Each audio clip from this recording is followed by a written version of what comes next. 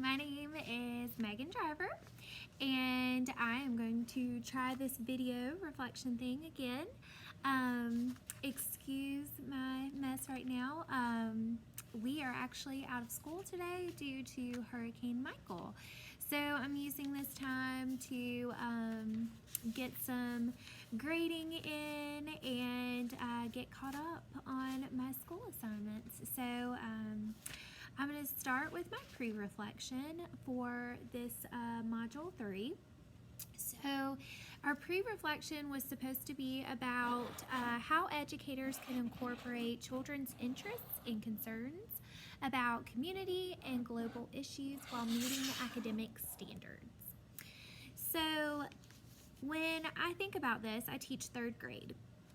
So most of the time when I do interest inventories and talk to parents about what their kids, are concerned about or want to learn more about, it has to do with food, sports, slime with the girls, and tablet and computer time. So obviously these things don't necessarily incorporate global issues and concerns, so I have to think about how I'm going to use these things to motivate them to be more globally aware. So a lot of times things I do, I try to use assignments in math, use assignments in reading, and make them more centered around my class. So I know I have several football players in my class, so during one of our multiplication activities, I geared most of the questions around football games and what's required, points, things like that. I also create examples of sharing at home with siblings or at daycare in the afternoons, sharing things during that time. We also create our classroom rules together as a group, and then we sign off on those in the classroom.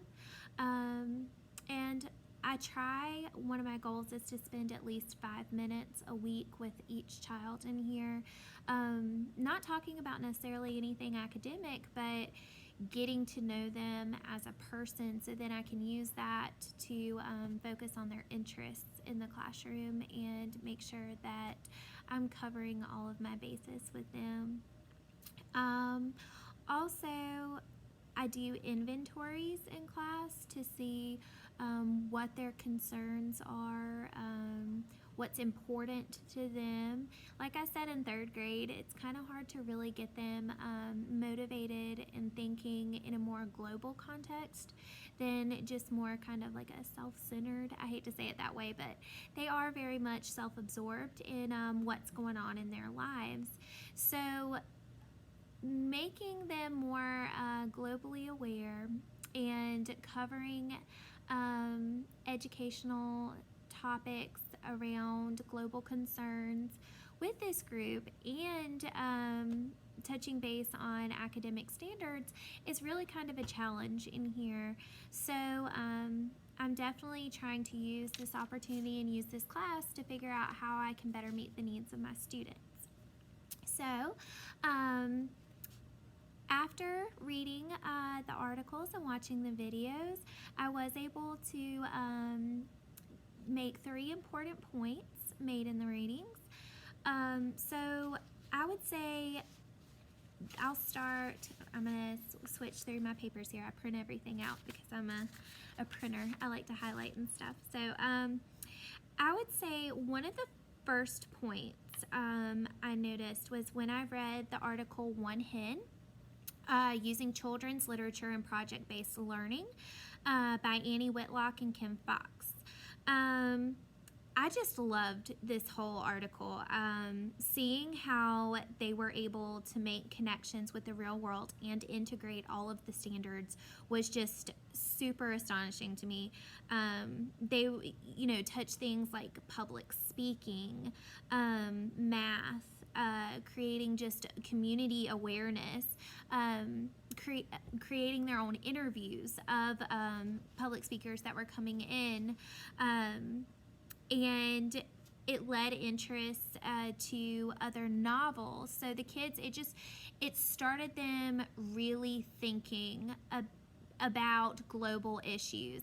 It started with one small book and just led into a much bigger lesson for the children. And one of the points that I saw that I thought was super interesting was how this project affected grade level proficiency for this grade. And obviously, 5th grade takes the end of grade tests, and in 3rd grade we also take the end of grade test. So this was we're always trying to promote proficiency, and I work in a Title I school, and a lot of times we see a lot of growth, but growth doesn't always equal proficiency. So this was really interesting to me to see how much of an effect this project had on them, not only socially, but in making them more globally aware, but it also made them more proficient in their studies. So that was definitely a great point that I noticed in this story, and I loved everything about this story or article. My next point that I noticed was in the Creating a Safe Container for Students with Community Agreements, written by Argos Gonzalez. First off, I've never really heard the term container being used when it's referring to the classroom environment, so I kind of like that. I thought that was different. And what I really liked, and the point that I really liked that was made in this, was how us as teachers need to make sure that we're settling ourselves when we're teaching lessons. I think sometimes we work ourselves up making sure that the lesson is going to go off smoothly, making sure we're covering all the topics in a timely manner. And by us being nervous about making sure stuff's being covered, that reflects on the students. So my stress and my, just anxiety with teaching these topics sometimes will definitely reflect on the students. And I need to model good behavior in the classroom to make sure that I'm showing that I'm confident in what I'm doing, and it will create a better self-esteem and confidence in them as well. What I agreed with and what squares off with my beliefs was also from this article. So it says that you need to talk to the students and ask small questions about their interests, what they like, what's going on in their lives, and to also invest and share things that are going on in my own life in the classroom. And this is definitely something that I can honestly say I do every day in my classroom. My children know about what I do outside of school, my likes, my dislikes. We talk about activities I do on the weekend, my hobbies, and they know about my family. I share family information with them. I also have my grandparents come in on occasion and read to the kids. So I definitely like to incorporate my own personal life with the classroom, and they feel more connected to me. And I use this opportunity to get closer to them in the classroom and connect with them. And a lot of times they'll realize that we have a lot of things in common. So it's funny to see their reactions to when I talk about my personal life, because I think they only see me as a teacher sometimes and not necessarily as somebody that has a life outside of the classroom. So that creates better relationships with me and my students, and I feel like it takes me further in the classroom with them. So that's definitely something that squared off with my beliefs. The next point that I was able to make, this is my last point, it was in the article New Study Shows the Impact of PBL on Student Achievement by Nell Duke and Ann Halverson. So I proposed PBLs in the classroom a couple of times, not a whole lot. This is my second year teaching third grade, so I'm trying to incorporate it more in the classroom, and it's actually one of my PDP goals, to incorporate more PBLs. And I had to stop when I saw PBL, because I know there's a difference between project-based learning and problem-based learning. So up until this point, I feel like I focused more on problem-based learning, not as much project-based learning. So this definitely gave me a new insight on how to effectively incorporate this in the classroom. So I liked how they did the study between the two groups. And it was interesting that there was not a lot of professional development offered to the teachers that were doing the PBLs in the classroom. So I feel like a lot of times we're given these ideas and not always a whole lot of professional development follows with it. But I also understand that as teachers, we've got to make things our own. So at the end of the article, it discussed the results that they found from this PBL, and they compared the assessments to the control group and the experimental group, and then they also brought in results from a high socioeconomical standpoint, a higher group. So that was interesting to see. Obviously, before I got to the actual results, my first assumption was that the results were going to be higher for the PBL group as opposed to the control group. But then once they added that third component in there, it was interesting for me to really see those results and see how it affected things.